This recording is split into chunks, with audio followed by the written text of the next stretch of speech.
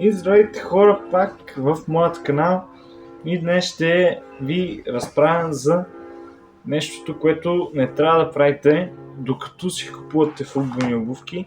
Защо ли? Защото забелязах колко добре беше справило видеото как да си купите футболни обувки.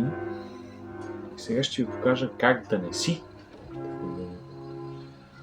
Нека да започваме. Нека първо да започнем с големината на обувките.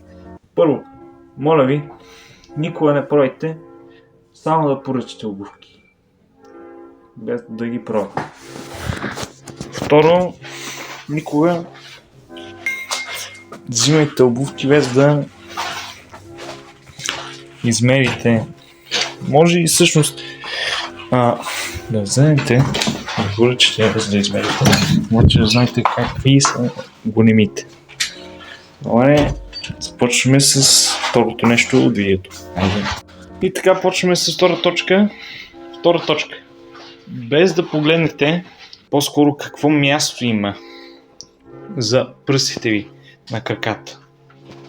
Ако не погледнете какво място има за пръстите на краката, ще ви е некомфортно за винаги.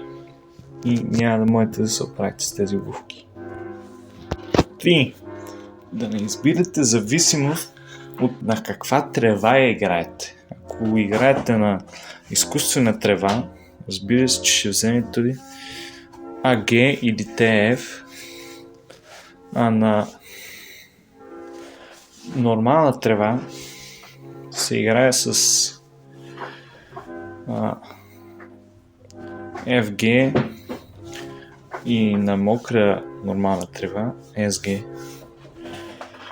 И това ще бъде от мен за сега.